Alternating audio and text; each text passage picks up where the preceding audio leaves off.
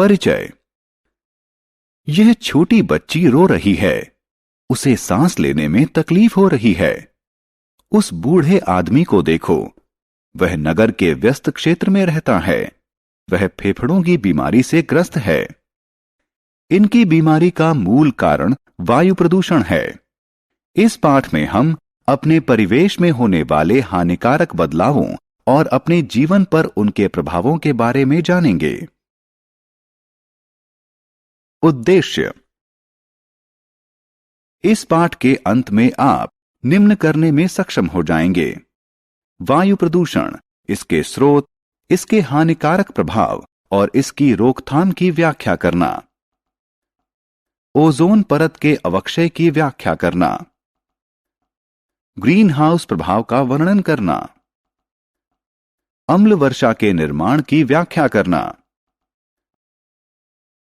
वायु प्रदूषण। हमारे जीवन के लिए वायु अति आवश्यक है, लेकिन दिन प्रतिदिन वायु में उपस्थित अवांछित पदार्थों के कारण यह प्रदूषित होती जा रही है।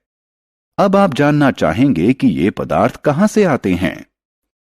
ये तब अवमुक्त होते हैं जब वाहनों, कारखानों, बिजली संयंत्रों इत्यादि में ईंधन जलता है और उन्हें गैसीय अपशिष्टों में बदल देता है।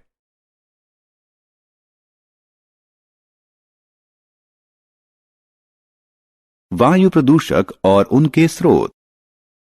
कौन से पदार्थ वायु को प्रदूषित करते हैं? Carbon dioxide, sulphur dioxide, nitrogen oxide और कार्बन मोनोऑक्साइड जैसी विषैली गैसें।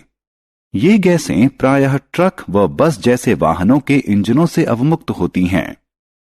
कभी कभी वे प्राकृतिक स्रोतों जैसे जंगल में लगी आग या ज्वालामुखीय विस्फोट से उठने वाले धुएं और धूल से निकलती हैं। ये गैसें स्वस्थ व्यक्ति को बीमार तथा बीमार व्यक्ति को और गंभीर बना सकती हैं। ये आपकी आंखों व गले को प्रभावित करती हैं। कुछ मामलों में ये आपके फेफड़ों को स्थायी रूप से हानि पहुंचा सकती हैं और यहां तक कि कैंसर का कारण भी बन सकती हैं। क्या आपने धूमकुहा यानी धुंध जैसा काला धुआं के बारे में सुना है? धूमकुहा धुएं और कोहरे यानी धुंध से बना होता है। धुआं सामान्य रूप से नाइट्रोजन के ऑक्साइड तथा अन्य वायु प्रदूषकों से बना होता है। धूमकुहा के कारण बच्चों में अस्थमा, खांसी और तेज सांस चलने जैसी श्वसन संबंधी समस्याएं हो जाती हैं। ओजोन परत का अवक्षय। आइए ओजोन परत के बारे में जानें। ओजोन परत ओजोन गैस से बनी वह परत है जो पृथ्वी के वायुमंडल के ऊपर स्थित है। इसकी क्या भूमिका है? यह सूरज की हानिकारक पराबैंगनी किरणों से हमारी रक्षा करती है। एयर कंडीशनर, रेफ्रिजरेटर और अग्निशामक यंत्र वायुमंडल में क्लोरोफ्लोरोकार्बन अवमुक्त करते हैं और ओजोन परत में छेद करते हैं। CFC एक अन्य प्रकार के वायु प्रदूषक हैं। हम ओजोन परत के होल में कमी करने हेतु क्या कर सकते हैं?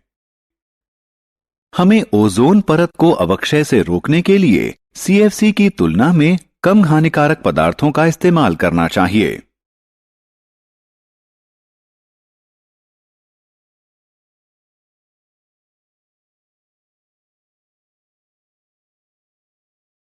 अम्ल वर्षा। ये चित्र न्यूयॉर्क स्थित स्टैच्यू ऑफ लिबर्टी और आगरा स्थित ताजमहल के हैं। ये अम्ल वर्षा से अत्यधिक प्रभावित हैं। क्या आप अम्ल वर्षा के कारणों को जानते हैं? उद्योग व वाहन वायुमंडल में सल्फर डाइऑक्साइड और नाइट्रिक ऑक्साइड जैसी विषैली गैसें अवमुक्त करते हैं। ये गैसें वायुमंडल में उपस्थित जल वाष्प से अभिक्रिया करके सल्फ्यूरिक अम्ल व नाइट्रिक अम्ल बनाती हैं, जो अम्ल वर्षा के रूप में पृथ्वी पर गिरती है। अम्ल वर्षा में कैसे कमी की जा सकती है? कंप्रेस्ड नेचुरल गैस यानी CNG और लिक्विड पेट्रोलियम गैस यानी LPG जैसे स्वच्छ ईंधनों के प्रयोग से अम्ल वर्षा में कमी की जा सकती है। ग्रीन हाउस प्रभाव। बहुत ठंड है, इससे पौधे नष्ट हो सकते हैं। क्या तुम्हें पता है कि इन पौधों को अत्यधिक ठंड से बचाने के उपाय किए जा सकते हैं? क्या उपाय किए जा सकते हैं? हम उन्हें बचाने के लिए ग्रीन हाउस प्रभाव का इस्तेमाल कर सकते हैं। ग्रीन हाउस प्रभाव, वह क्या होता है? इस घर को देखें। उसमें अनेक कांच पट्ट यानी कांच की खिड़कियों जैसी आकृतियां हैं। इसे ग्रीन हाउस कहा जाता है। जब सूर्य की किरणें इस घर पर पड़ती हैं, भीतर की वायु को गर्म कर देती हैं। यह गर्म वायु भीतर के तापमान को पर्याप्त गर्म कर देती हैं और पौधों के उगने के लिए वातावरण को आर्द्र कर देती हैं। इसी प्रकार वायुमंडल में उपस्थित कार्बन डाइऑक्साइड, मीथेन और नाइट्रस ऑक्साइड जैसी गैसें कांचपट्ट जैसा कार्य करती हैं।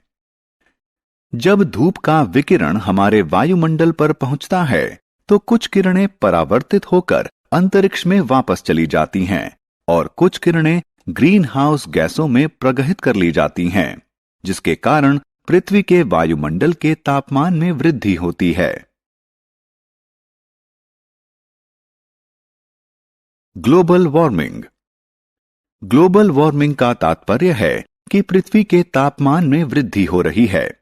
वैज्ञानिकों का मानना है कि आने वाले वर्षों में पृथ्वी के तापमान में और वृद्धि की संभावना है। वैज्ञानिक कहते हैं कि कार्बन डाइऑक्साइड जैसी ग्रीन हाउस गैसें धूप की ऊष्मा को प्रगहित कर लेती हैं और पृथ्वी के वायुमंडल के तापमान में वृद्धि करती हैं। क्या आप पृथ्वी के वायुमंडल के तापमान में वृद्धि के परिणामों के बारे में कल्पना कर सकते हैं? इससे ध्रुवों की बर्फ पिघल जाएगी, जिसके कारण समुद्रों के जल स्तर में बढ़ोतरी हो जाएगी और निचले क्षेत्रों में बाढ़ आ जाएगी। यह स्थिति वहां रहने वाले लोगों, जीव जंतुओं और वनस्पतियों के लिए भयंकर रूप से हानिकारक हो सकती है। वायु प्रदूषण की रोकथाम के लिए क्या किया जाना चाहिए? छात्रों, क्या आप बता सकते हैं कि हमें वायु प्रदूषण में कमी करने के लिए क्या करना चाहिए? वायु प्रदूषण रोकने के अनेक उपाय हैं जिन्हें हम अपना सकते हैं। हम स्वच्छ ईंधन जैसे कि सीएनजी, एलपीजी और सीसा रहित पेट्रोल का इस्तेमाल कर सकते हैं। हम जीवाश्म ईंधन के बजाय सौर ऊर्जा, जल शक्ति और वायु ऊर्जा का इस्तेमाल कर सकते हैं। हम वृक्षारोपण भी कर सकते हैं। सूखे पत्तों को जलाने के बजाय हम उनसे कंपोस्ट खाद बना सकते हैं। कम दूरी तक आने जाने के लिए हम अधिक से अधिक पैदल चल सकते हैं। मोटरसाइकिलों के स्थान पर साइकिलें इस्तेमाल कर सकते हैं तथा लोक परिवहन के साधनों का इस्तेमाल कर सकते हैं।